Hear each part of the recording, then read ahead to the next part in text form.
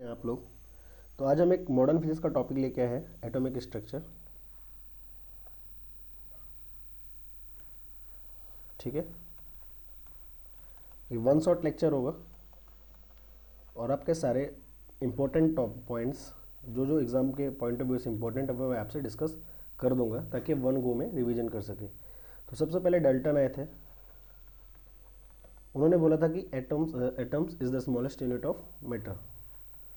Atom is smallest unit of material. ठीक है, इसके बाद क्या हुआ था, जे थॉमसन आए, उन्होंने अपना एक मॉडल दिया, प्लम पुडिंग मॉडल। क्या दिया था उन्होंने? Plum pudding model. उन्होंने ये बोला कि एक सर्कल है और सर्कल किसका, ये पॉजिटिव चार्जेस का है और इसके अंदर इलेक्ट्रॉन्स इम्बेडेड है। ठीक है, अब ये मॉडल आया बट ये किसी काम का नहीं था। इसके बाद क्या है, रदरफोर्ड्स। इनके बाद रदरफोर्ड आए, उन्होंने अपना एक मॉडल लिया, रदरफोर्ड्स मॉडल। उन्होंने एक्सपेरिमेंट किया कि एक लेज़र रखा और एक गोल्ड फिल्म रखी और यहाँ पे एक स्क्रीन लगाई, यहाँ दो लेड के बॉक्स रखे, ये गोल्ड की फिल्म थी और ये आपकी क्या थी, स्क्रीन। जब बीम ऑफ लाइट यहाँ से जा रही थी, लीड इसलिए रखा ताकि बीम ऑफ लाइट जा सके और इससे टकराने के बाद कुछ पार्टिकल यहाँ स्कैटर हुए और बहुत कम प्रोपोर्शन ऑफ पार्टिकल्स लौट के आए। तो उन्होंने क्या कंक्लूड किया कि जो आपके पॉजिटिव चार्जेस, उन्होंने अल्फा पार्टिकल यूज़ किया था, अल्फा पार्टिकल्स की बीम गिराई थी। उन्होंने बोला पॉजिटिव चार्जिकल्स are at centre called nucleus. फिर उन्होंने बोला कि electron revolve around nucleus in circular orbit. उन्होंने ये बोल दिया कि जो एक इलेक्ट्रॉन है वो आपके न्यूक्लियस के चारों तरफ ऐसे, जैसे ये एक न्यूक्लियस है ना, इसके चारों तरफ इलेक्ट्रॉन रोटेट कर रहे हैं। उन्होंने ये बोल दिया, उन्होंने ये बोल तो दिया। साथ ही साथ यहाँ पे एक चीज़ और पता चली कि जो साइज ऑफ एटम है, रेडियस ऑफ एटम है वो 10⁻⁻13 मीटर है। तो रेडियस ऑफ जो आपका न्यूक्लियस है वो कितने होगी, 10⁻15 के आसपास होगी। मतलब एक एटम मतलब एक ग्राउंड है, फुटबॉल ग्राउंड, उसके पीछे एक छोटी सी फुटबॉल रखी है, कुछ इस प्रकार का रेशियो उनका था। बट ये सक्सेसफुल हुआ नहीं, तो रीजन ऑफ फेलियर आप जान लो, या फिर डिफेक्ट्स, या फिर पहला क्या था, ये इमिशन स्पेक्ट्रम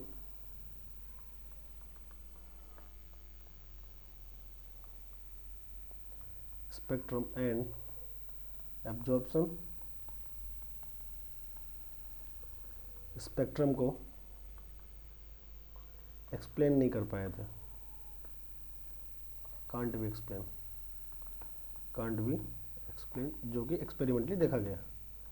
सेकेंडली एक मैक्सवेल करके साइंटिस्ट थे, उन्होंने बोला मैक्सवेल का ये था सेंट्रीपिटल फोर्स है। यहाँ पे सेंट्रीपिटल फोर्स क्यों है, क्योंकि इलेक्ट्रॉन चारों तरफ घूम रहे हैं। सेंट्रीपिटल फोर्स है तो एक्सीलेटेड चार्ज पार्टिकल है। कैसा ये एक्सीलेटेड चार्ज पार्टिकल क्या प्रोड्यूस करते हैं, इलेक्ट्रोमैग्नेटिक वेव। सो इलेक्ट्रॉन मस्ट कोलैप्स इन न्यूक्लियस। ठीक है, इलेक्ट्रॉन को न्यूक्लियस में कोलैप्स कर जाना, क्योंकि इलेक्ट्रोमैग्नेटिक वेव इमिट कर रहा है तो एनर्जी लॉस कर रहा है। ऐसा एनर्जी लॉस कर तो छोटे छोटे स्पायरल बना के इसको अपने न्यूक्लियस पे डूब जाना चाहिए, बट ऐसा होता नहीं है, क्योंकि एक देखा ना एक मटेरियल है वो सालों साल चलता है, बट अगर ऐसा कुछ होता तो उसे कुछ टाइम में ख़त्म हो जाना चाहिए था। ये तो समझ में आया। इसका सही प्रूफ करने के उनके स्टूडेंट्स थे, वो थे बोर्स। तो आपका क्या आता है, बोर्स मॉडल आता है ना। इन्होंने सक्सेसफुल एक्सप्लेनेशन किया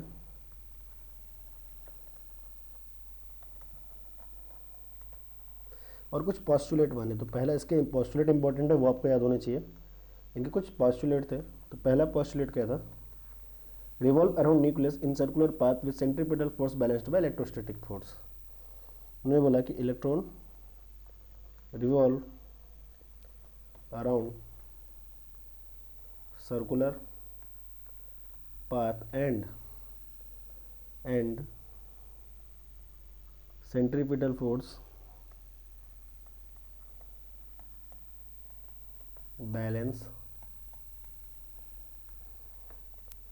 इलेक्ट्रोस्टैटिक फोर्स। हमने ये बोल दिया। अभी मैक्स बोला नहीं, ये तो वो ठीक है, मैंने मान लिया, बट अभी भी तो एक्सेलरेट कर इलेक्ट्रोमैग्नेटिक वेव है। तो उन्होंने क्या बोला, electron revolve in certain fixed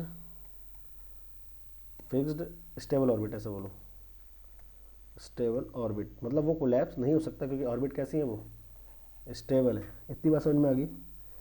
इसका मतलब क्या है, नो एनर्जी लॉस, किसी प्रकार कोई एनर्जी लॉस नहीं हुई। इतना समझ में आ रहा है? इतना क्लियर है सबको?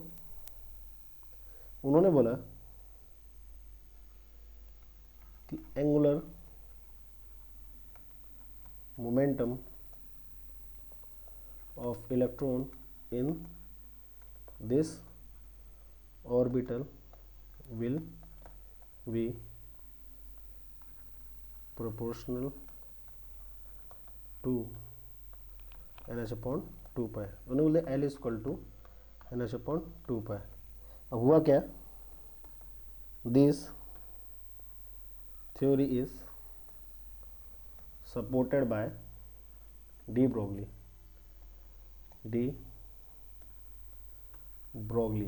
उन्होंने क्या बोला था, lambda is equal to N/H/mv। तो यहाँ से इनका ही सपोर्ट हो गया क्योंकि AmVr हो जाएगा आपका, है ना। और देन बोलता है L lambda equal to NH/2π equal to NH/2π। तो अब इसको इधर कर दो, इसको इधर कर दो, दोनों क्या है, सेम है, आपको समझ में आ जाएगा। क्योंकि उन्होंने बोला था कि electron will revolve in that orbit which n times of lambda. Lambda कितना होता है, 2πr n 2πr equal to lambda NH/mv। उन्होंने ये बोला था। इतनी बात समझ में आ गई। तो उन्होंने इन दोनों को क्या किया, सपोर्ट किया और बोर्ड्स का मॉडल को एक्सेप्ट कर लिया गया। क्लियर है अभी?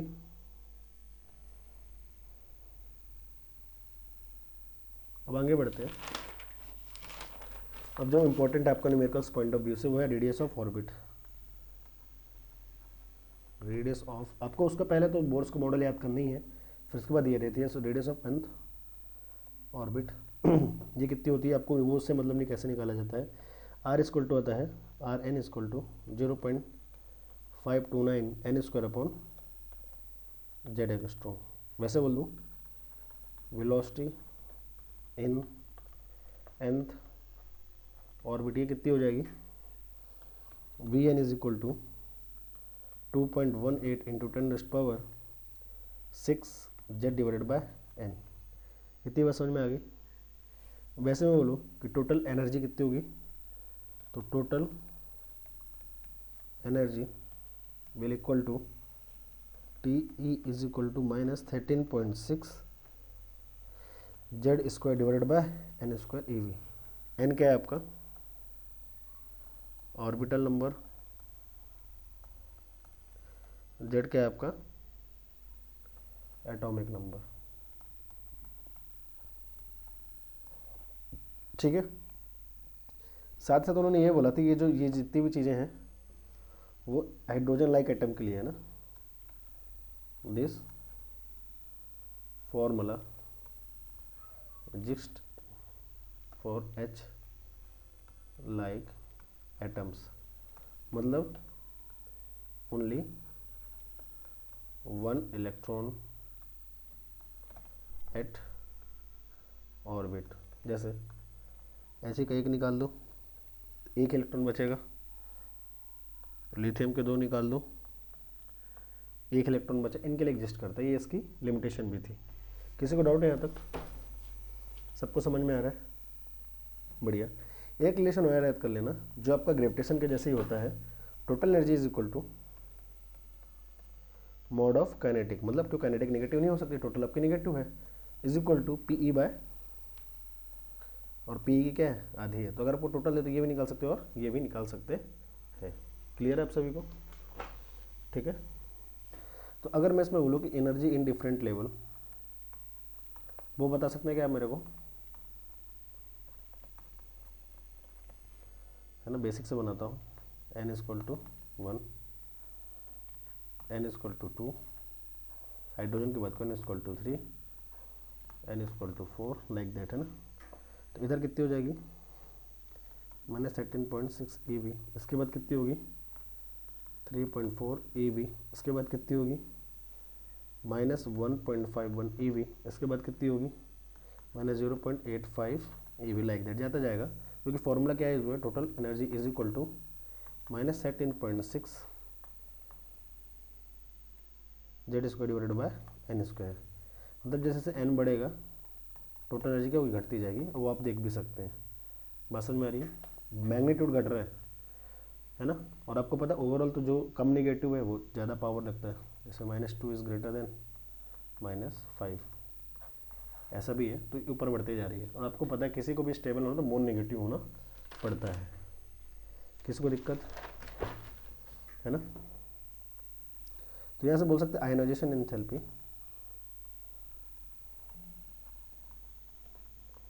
Ionization energy, the energy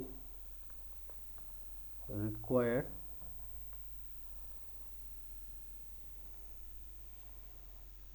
from any level to take electron from any orbital to away from atom, या फिर मतलब इनफाइनाइट। तो हम लोग टोटल एनर्जी एट इनफाइनाइट कितनी होगी, 0।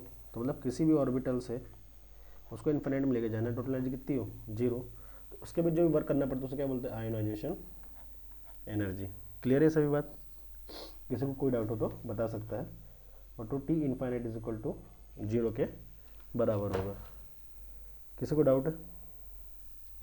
समझ में आ रहा है आप सभी को, है ना। जैसे मैं बोल दूँ कि N1 में कितना था, 13.6 था ना टोटल एनर्जी, तो इसमें आयोनाइजेशन एनर्जी कितनी होगी, 13.6 eV।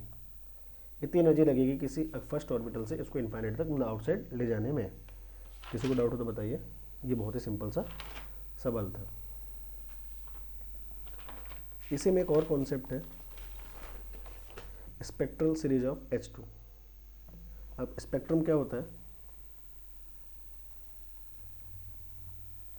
जैसे एक एन इधर था, ये किसी इस पे आ गया, इलेक्ट्रॉन एक्साइड होकर इधर पे आया तो ये ज़्यादा देर इधर स्टेबल रहेगा नहीं, और ये जो एनर्जी एब्सॉर्ब करके इधर पे आया तो उसको वो लूज करेगा in the form of photon, और ये इधर वापस पे आएगा। जब ये फोटोन लूज करेगा तो एक लाइट फोटोन इमिट होगा जिसकी खुद की लाइट होगी और उसकी खुद की लैम्डा एंड म्यू होगा, तो इसे क्या बोलेंगे, स्पेक्ट्रम।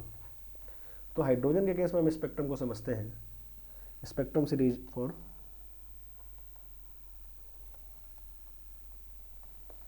Of H2। तो थोड़ा सा ऐसा कर लेते हैं, जितना होगा उतना कर लेंगे, 1 2 3 4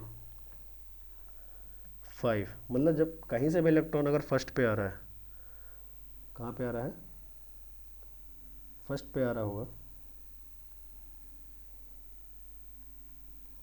कहीं से भी इलेक्ट्रॉन अगर फर्स्ट पे आ रहा होगा, तो ऐसे सीरीज को हम क्या बोलते हैं, लेमन। क्या बोलते हैं हम, लेमन। जब कहीं से भी सेकंड में आ रहा होगा उसे क्या बोलते हैं हम, बालमेर। जब कहीं से भी थर्ड में आ रहा होगा उसे क्या बोलेंगे, लेमन बल पास्चन। कहीं से भी फोर्थ में आएगा तो उसे क्या बोलेंगे, अब थोड़े एक और बना लो, फोर्थ में है ना, इसे क्या बोलेंगे, ब्रैकेट और कहीं से फिफ्थ में आएगा उसे क्या बोलेंगे, Pfund. Lyman, Balmer, Paschen Brackett Pfund. First में है तो लेमन, सेकंड में है तो बाल्मेर, कहाँ से आया इससे मतलब नहीं है, बट थर्ड में है तो पर्शियन, फोर्थ में है तो ब्रैकेट, फिफ्थ में है तो पेफेंट। ये होता है आपका। बात समझ में आ गई। अगर मैं इसको टेबल बनाना चाहूँ, फ्रॉम टू, तो पहले लेमन, फ्रॉम कहाँ आता है ये, n इक्वल टू 1 में, फिर आता है आपका Brackett, Balmer sorry, n equal to 2 पे, फिर आपका क्या आता है, पर्शियन, फिर आपका क्या आता है, ब्रैकेट, फिर आपका आता है Pfund. n equal to 3, n equal to 4, n equal to 5। From है, सॉरी 2 है ये तो, from n equal to 2 to infinite, n equal to 3 to infinite, n equal to 4 to infinite, n equal to 5 to infinite, n equal to 6 to infinite. ठीक है, ये इस पे आ रहा है, इससे आ रहा है, तो ये आपको याद करना है। 1 नंबर एमसीक्यू में पूछ सकता है आपसे। क्लियर है यहाँ तक। फिर इसके बाद आता है रिडरबर्ग्स एनर्जी।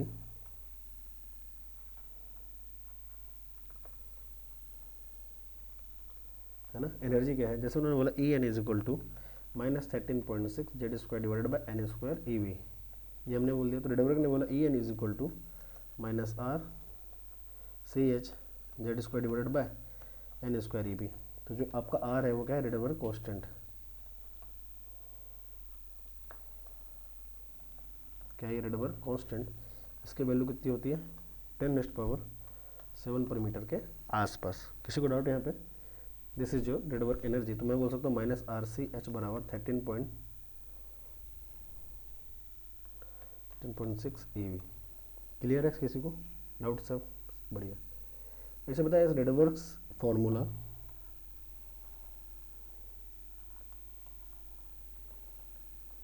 ये लैम्डा के लिए था जो वेवलेंथ एक्सर्ट हो रही है।